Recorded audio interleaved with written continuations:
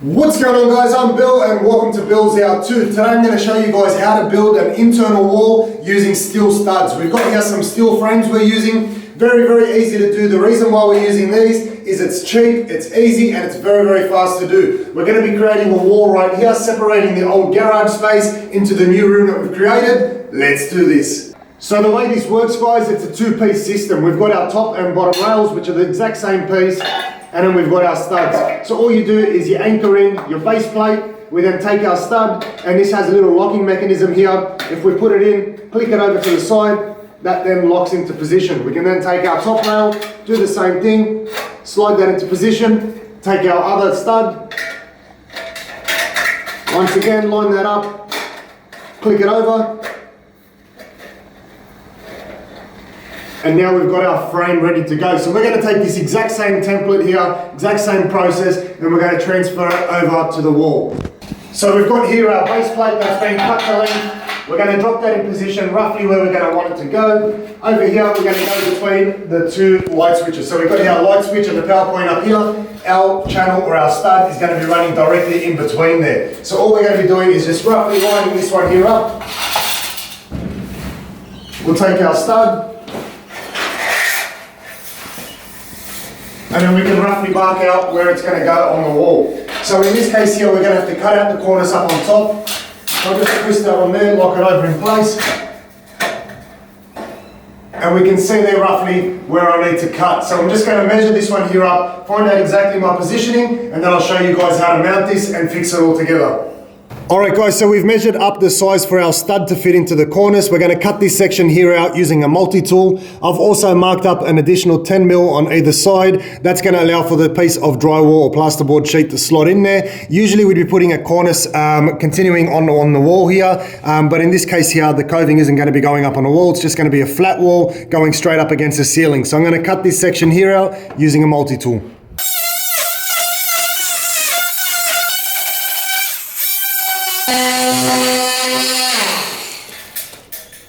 Alright guys, so what we've done is we've cut the cornice here to allow enough space for our stud and also our rail to fit in. We've left a 10 mil gap on either side to be able to slot that drywall in through the side. What we want to do now is put our level on the side, make sure everything's sitting nice and level, and then once it is, I'm going to take the drill and just put a screw through the wall, and this is just a temporary fixing so that now we've got our level here. So we'll just line this one here up. So this one here is a temporary fix. Make sure it hasn't moved down the bottom. And then once again, put another temporary fixing in there. Alright guys, so now that we've got this level, we've got our temporary fixings in place, we can check our level, make sure everything's nice and square down the bottom. So we'll run it off the brick wall here. We've got 440 millimeters. Run it off the other side, make sure we've got an even amount of spacing. 440. We can even see the spacing on the tile. Everything's nice and square. Make sure you check that by eye as well. And what we're going to do now is we're going to cut our next section for our stud, and we're going to make sure that that one there is also nice and plumb. So we'll also cut through the cornice up on the top. We'll take a pencil, this one here, and we'll just mark up our location. Once we've done that, we can remove everything out of the way. And what we're going to do now is we're going to put some pilot holes all throughout the bottom of the channel, and that way we're going to be able to anchor it into the concrete. Now over here we've got a concrete base, so we're going to be using some concrete anchors, but what we want to do first is just run some pilot holes.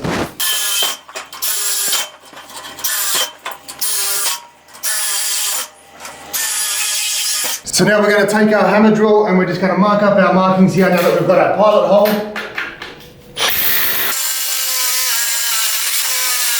Make sure this section here hasn't moved out of line. Drill this one here. Now that we've got one on each side, we'll just drop an anchor on each side. That'll guarantee that the middle won't move anymore. Now we can follow through and do the rest of them. So now we've got our bottom rail completely fixed, that's not going anywhere. We've got this one here temporarily fixed, and we're going to also mark up this side here so we can cut out our corners. So once again, click that in place. We'll check our level, make sure everything's nice and lined up, run our marks along the side, and then allow that extra 10 mil so that we can get our drywall sheets in there. Now this section of the wall here is just a little bit out, so you guys won't have to worry about this step, but for me, the stud is going to be sitting up flush like this, so we're not going to have to cut off the whole corners. So all I'm going to do is just mark along the line here. That's pretty much the section that I'm going to have to cut out. Pretty much just that top section right here. So once again, we'll allow enough space for the drywall sheet to come in.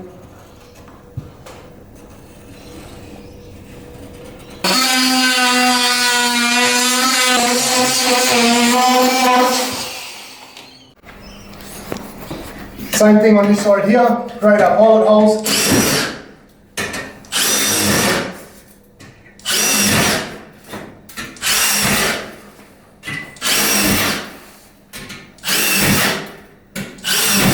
So now we've got our anchors all behind this stud. What we're going to do is just anchor this one here on, mount it into place, and we're only going to do the one side for now, and then we're going to put our top rail into this side here and run it across the other side to make sure we're 100% level.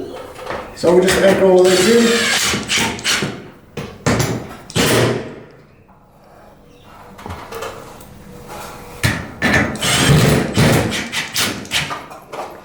So now all I've done is I've just wedged that one side up against the fixed panel on the other side. We're going to take our bottom rail here, get this one here out of the way. We'll clip in this bottom section first.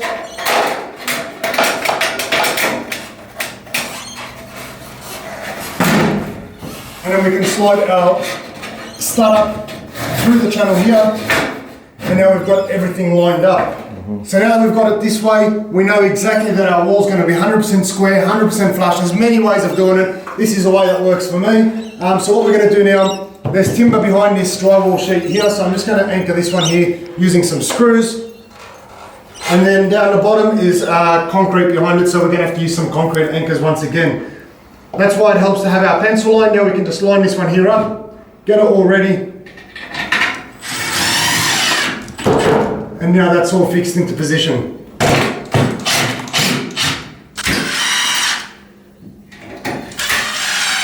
Now that we've got that out of the way, the only thing left to do now is to secure this top one here to the studs in the ceiling.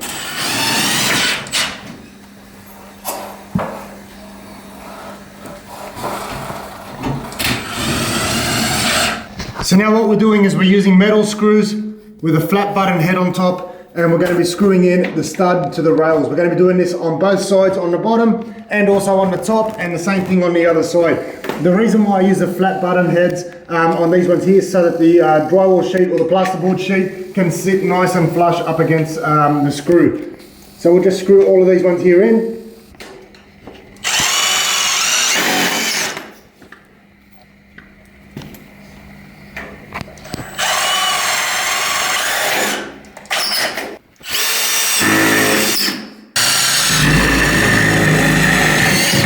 So now we've got the whole frame all anchored in and leveled out. What we're going to do is take our studs now and we can create our spacing. So in this case here, we're going to have our spacing at 450 wide.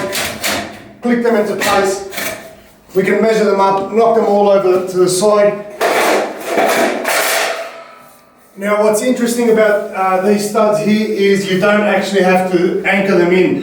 So once we put them in place, they simply slide in, click over, and that's it. No screws, no anchoring required. That's the final product, guys. So once I do space up all of these, we're going to fill it up with insulation. We're going to then put on our plasterboard over the whole lot, and I'll show you guys what that looks like in a second.